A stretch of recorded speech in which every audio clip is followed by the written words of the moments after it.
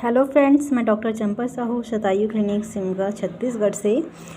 चरक संहिता संपूर्ण अध्ययन हम पढ़ना स्टार्ट किए हैं। उसमें हमने चरक संहिता का परिचय, चरक संहिता पर लिखी गई टीकाएँ और चरक संहिता की विशेषताएं हम पढ़ चुके हैं। आज हम चरक संहिता का सूत्र स्थान का फर्स्ट चैप्टर स्टार्ट करेंगे। चरक संहिता सूत्र स्थान फर्स्ट चैप्टर का नाम है दीर्घजीविती अध्याय। दीर्घजीविती अध्याय पहले तो हम इसका श्लोक पढ़ लेते हैं। आधातो दीर्घजीविती अध्यायम व्याख्यास्यामः, है ना। और इसमें अर्थ जो है वो मंगलवाचक शब्द है।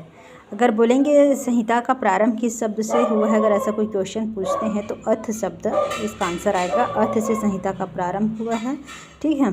और ये जो अथातो दीर्घजीविती अध्यायम व्याख्यास्यामः है, ये अष्टपदात्मक पद है। ये हमें याद रखना पड़ेगा कि ये अष्टपदात्मक पद है, ठीक है।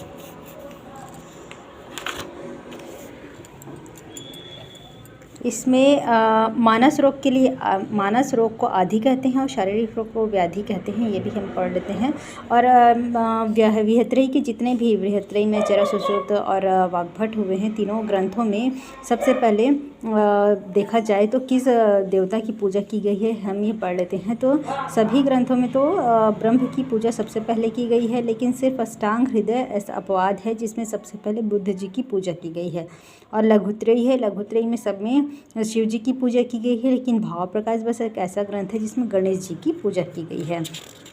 और जो चक्रपाणि ने जो टीका लिखी है आयुर्वेद दीपिका, इसमें ब्रह्मा, महेश और सरस्वती की आराधना की है चक्रपाणि ने। बाकी सभी आचार्यों ने ब्रह्मा की है, अष्टांग हृदय ने बुद्ध की है, और चक्रपाणि में ब्रह्मा के साथ उनकी पत्नी सरस्वती और महेश जी तीनों की आराधना की है। ये क्वेश्चन आता है ना। और हम देखते हैं सभी संहिताओं का जितने बृहत्त्रयी हैं उसमें सबसे पहला चैप्टर सूत्र स्थान का क्या क्या है। सूत्र स्थान सुश्रुत का सूत्र स्थान का फर्स्ट चैप्टर वेदोत्पत्ति है। अष्टांग हृदय का सूत्र स्थान का फर्स्ट चैप्टर आयुष्कामी है। और चरक संहिता का तो दीर्घजीविती अध्याय है। और काश्यप संहिता ने लेह अध्याय को फर्स्ट नंबर पे लिखा है। अब हम आगे बढ़ते हैं। हाँ, इसमें ये जो श्लोक आया है इति है स्माहा भगवान आत्रेयः, जो मैंने आपको पढ़ाया था ना,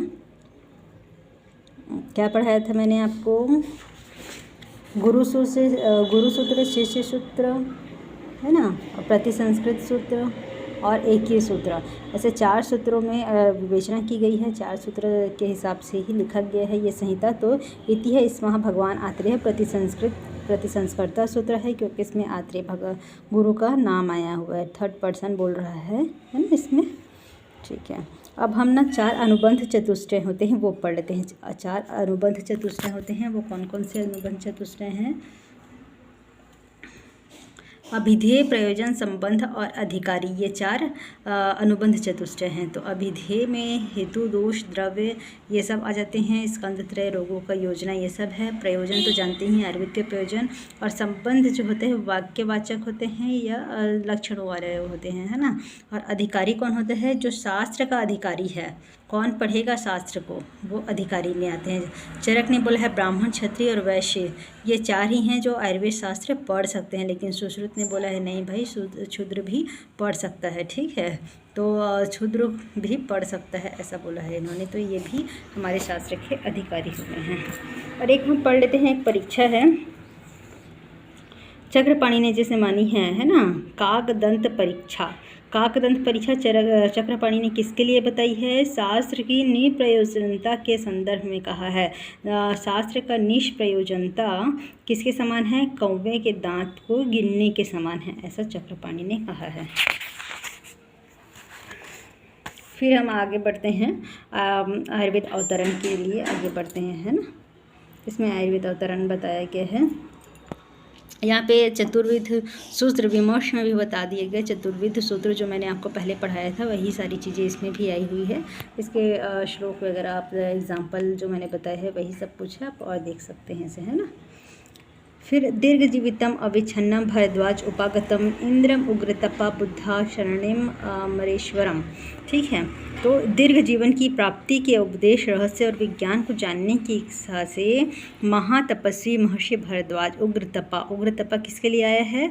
भारद्वाज के लिए आया है। और दीर्घतपा जो है वो धन्वंतरि जी के लिए आया है।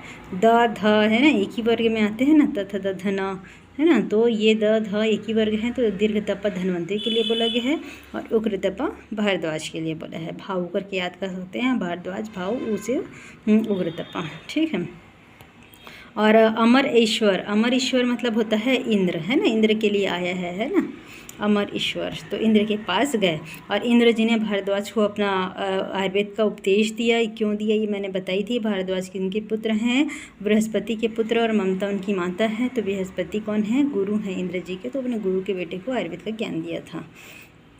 फिर यहाँ पे आयुर्वेद अवतरण जो है वो 2 जगह पे आया है, चरक संहिता में। तो ये दीर्घजीवितीय अध्याय में आया है, दूसरा रसायन अध्याय के 4th पाद में भी आया है। मैं आपको आयुर्वेद अवतरण पूरा सभी आचार्यों के हिसाब से अच्छे से बताऊंगी, पूरा डिटेल में, है ना।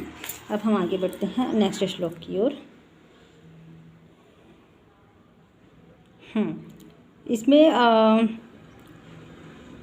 इस श्लोक में श्लोक उतना इम्पोर्टेंट नहीं है। हम यहाँ पे से इंद्र जी का जो पर्याय नाम है वही देखेंगे। इंद्र जी को क्या क्या बोलते हैं? सुरेश्वर बोला है, सहस्त्राक्ष बोला है, सचीपति बोला है, सची उनकी पत्नी का नाम है ना, तो सचीपति बोला गया है, शक्र बोला गया है, बलहंतारम बोला है और अमर प्रभु बोला है इन्हें। ठीक है, तो यहाँ पे ये जो शक्र आया है ये इन्हीं के लिए आया है। प्रथम वैद्य किन्हें बोलते हैं? रुद्र जी को बोलते हैं। और स्वर्ग के देवता जो हैं वो इंद्र जी हैं, है ना। अब यहाँ पे पहला जो संभाषा हुआ था वो हम पढ़ लेते हैं। पहला जो संभाषा हुआ था वो कैसा हुआ था देखते हैं। पहला संभाषा कहाँ हुआ था? फर्स्ट संभाषा। इसमें 53 ऋषियों का नाम आए हैं। अब उतना तो याद नहीं करेंगे कि कौन कौन से ऋषि हैं, पर हम पढ़ लेते हैं। 53 ऋषि आए हैं। ठीक है।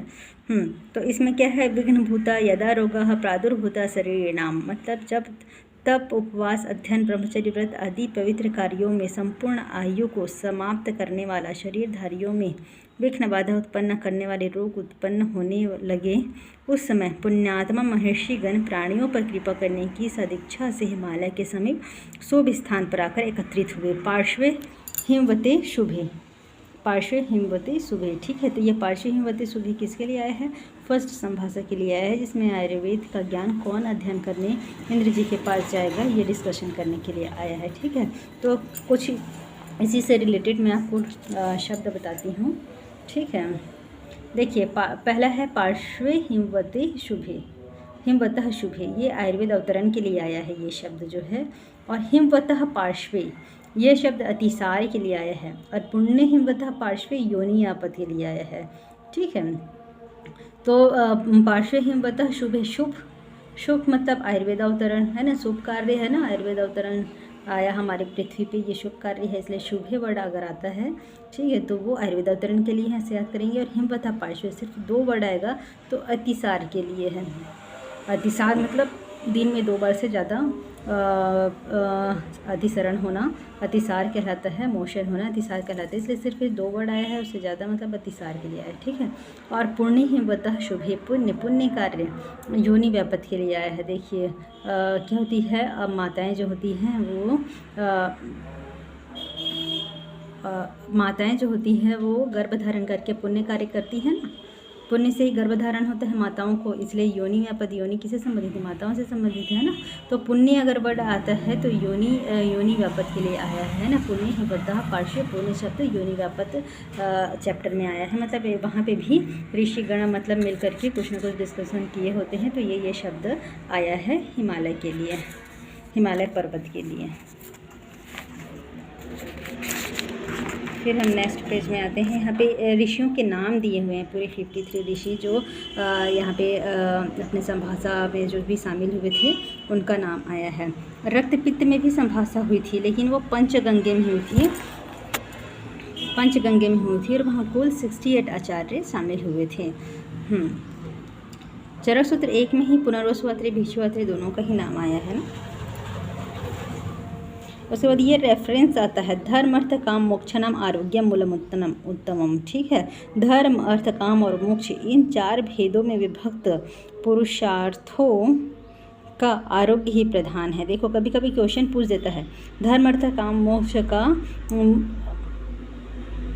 प्रधान कारण क्या है ना, या उत्तम मूल क्या है, तो ये कौन है, आरोग्य है। देखो आरोग्य अगर किसी के पास नहीं रहा तो धर्म अर्थ काम मोक्ष ये चतुर्वर्ग कहे गए हैं, ये इसमें वो शामिल ही नहीं हो पाएगा, या कार्य ही नहीं कर पाएगा, ना धार्मिक कार्य कर पाएगा, है ना अर्थ ग्रहण कर पाएगा, ठीक है, ना ये सब कुछ नहीं कर पाएगा, तो अल्टीमेटली उसको मोक्ष की भी प्राप्ति नहीं होगी। तो इन चारों का मूल उत्तम कारण जो है वो आरोग्य है। आरोग्य रहेगा मतलब स्वस्थ रहेगा इंसान, तभी सभी कार्यों में निवृत्त हो सकेगा। ठीक है,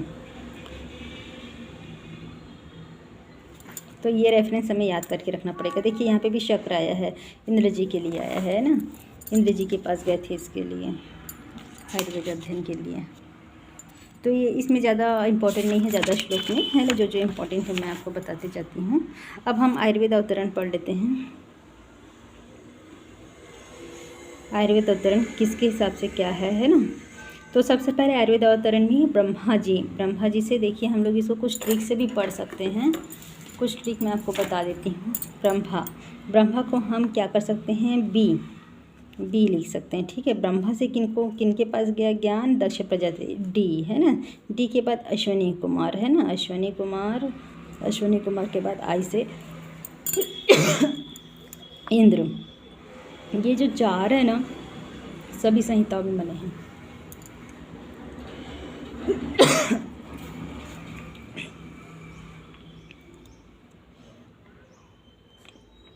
ये 4 जो हैं वो सभी संहिताओं में माने हैं। उसके बाद इंद्र जी के बाद से संहिताओं में अलग अलग हुआ है।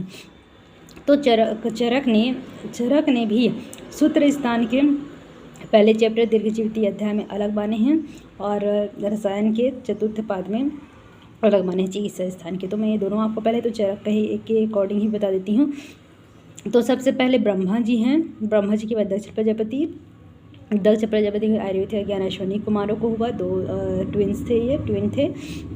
उसके बाद इंद्र जी को इनका ज्ञान हुआ। इंद्र जी के बाद में चरक के अनुसार पहले तो भारद्वाज को ज्ञान हुआ। यहाँ पे अत्र लिख दिया गया है, भारद्वाज जी गए थे इंद्र के पास है ना आयुर्वेद ज्ञान लेने के लिए। फिर भारद्वाज से आत्रेय पुनर्वसु से अग्निवेश।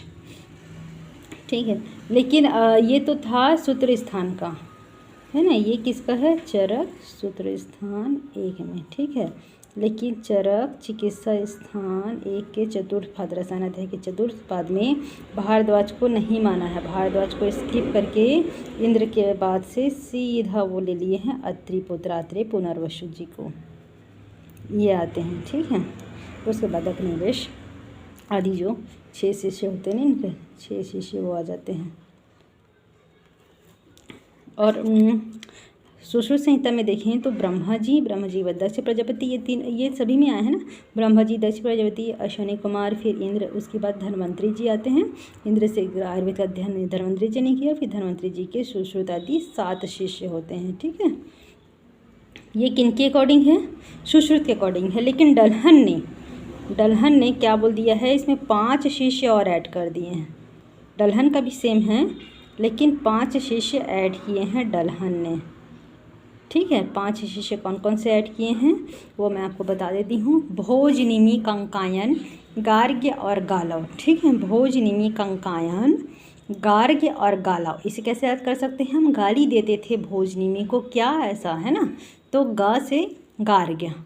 ठीक है, भोज से भोज, निमि को गाली देते थे, गार्ग्य गालव। ठीक है, फिर भोज, निमि और कंकायन, ऐसे हम लोग क्या से कंकायन जी को ले सकते हैं। सिर्फ 5 ऋषि को ऐड कर दिए हैं, 5 शिष्य को ऐड कर दिए हैं। तो ये डलहन जी के हिसाब से हो गया आयुर्वेद अवतरण, बाकी पूरा सेम है। ठीक है, उसके बाद हम अष्टांग हृदय और अष्टांग संग्रह के अकॉर्डिंग, अष्टांग हृदय और अष्टांग संग्रह इन्होंने भी सेम माना है आई तक, है ना, BDAI है ना, बढ़ाई या फिर जो भी बढ़ सकें BDAI है ना, ये आई तक इन्होंने सेम माना है। फिर आई के बाद से इंद्र के बाद से अष्टांग हृदय ने बोला है अत्रिपुत्र, सीधा आत्रेय पुनर्वसु पे मान दिए हैं, सीधा आत्रेय पुनर्वसु को मान दिए हैं, जैसे कि चरक चिकित्सा के रसायनाध्याय के चतुर्थ पाद में माना गया है वैसा। ठीक है। अष्टांग हृदय में अत्रिपुत्र आदि ऋषिगण बोले हैं। ठीक है। हाँ, तो अत्रिपुत्र के बाद में उनके 6 शिष्य आ जाते हैं, है ना। लेकिन अष्टांग संग्रह में आदि ऋषिगण ना बोल करके सीधा सीधा बोल दिए है कि मतलब इनके शिष्य के बारे में ना बता करके शिष्य के बारे में आगे बताए हैं, लेकिन आत्रेय पुनर्वसु के मित्रों के बारे में बता दिए हैं। अष्टांग संग्रह ने बोले आत्रेय पुनर्वसु के नेतृत्व में, इनका नेतृत्व था में धन्वंतरी, भारद्वाज, नेमि, कश्यप, आलम्बायन, इन्होंने भी इंद्र जी के बाद से आत्रेय पुनर्वसु इन सभी ने एक साथ अध्ययन किया है आयुर्वेद का, ऐसे बोले हैं। फिर उसके बाद आत्रेय पुनर्वसु के 6 शिष्य हुए हैं, ये बताया है। तो इन्होंने इनके फ्रेंड्स के बारे में बताया। आत्रेय पुनर्वसु के नेतृत्व में धन्वंतरी, भारद्वाज, नेमि, कश्यप, आलम्बायन ये सब भी थे जो इंद्र से आयुर्वेद अध्ययन लेते हैं, आयुर्वेद ग्रहण करते हैं। यह अष्टांग संग्रह का कहना है। और अष्टांग हृदय ने सिर्फ अत्रिपुत्र बोला है, इनके फ्रेंड्स के बारे में बताया है। उसके बाद आदि ऋषिगण करके उनके शिष्य के बारे में, आदि ऋषिगण बस बोला है, इनके फ्रेंड्स का नाम नहीं बताया। नाम बताने वाले अष्टांग संग्रह है। फिर इसके बाद इनके 6 शिष्य आ जाते हैं। उसके बाद कुछ और आचार्य हैं, उनके बारे में भी देखते हैं। जैसे कि काश्यप संहिता है। काश्यप संहिता में क्या बोला है? काश्यप संहिता ने, देखो पहले तो क्वेश्चन ये आता है कि काश्यप संहिता ने आयुर्वेद अवतरण का वर्णन कहाँ किया है। तो उन्होंने काश्यप संहिता ने आयुर्वेद अवतरण का वर्णन विमान स्थान में किया है। ठीक है। और इन्होंने विमान स्थान में किया है ना, तो हमने पढ़ा BDAI सभी में है, लेकिन इसमें डी को हटा दिया गया है। ठीक है। बाई हो गया, बाई के, किसके द्वारा? के द्वारा, काश्यप के द्वारा, है ना। तो इन्होंने ब्रह्मा के बाद दक्ष प्रजापति को हटा दिए हैं। ब्रह्मा के बाद सीधा अश्वनी कुमार से इंद्र, और इंद्र के बाद में काश्यप, भृगु, वशिष्ठ, अत्रि आदि ऋषि, ऐसा बोल दिया है ना। उसके बाद पुराणों में भी बोला है। पुराण में क्या बोला है? प्रजापति। पुराण में ब्रह्मा जी का नाम नहीं जिक्र किया गया है, उन्होंने सीधा प्रजापति बोला है। प्रजापति से भास्कर जी से दीपोदल धन्वंतरी को मिला आयुर्वेद का अध्ययन। कल्याणकारक है जैनों के हैं कल्याणकारक, जैन का ग्रंथ है। कल्याणकारक में बोले हैं पहले ऋषभ जी को मिला, ऋषभ जी से गंधर से योगी इनको मिला है बोले। उसके बाद ब्रह्मवर्त पुराण में क्या बताया है? ब्रह्मा जी से प्रजापति को मिला है। उसके बाद भास्कर को बोल दिया है। ब्रह्मवर्त पुराण में ब्रह्मा के बाद प्रजापति से सीधा भास्कर जी को मिला है बोले हैं। उसके बाद उनके भास्कर जी के 16 शिष्य थे, ऐसा बोले हैं। ठीक है। ये आज हम आयुर्वेद अवतरण तक ही अपना क्लास में रखते हैं। इसके बाद के टॉपिक नेक्स्ट क्लास में पढ़ेंगे। Thank you.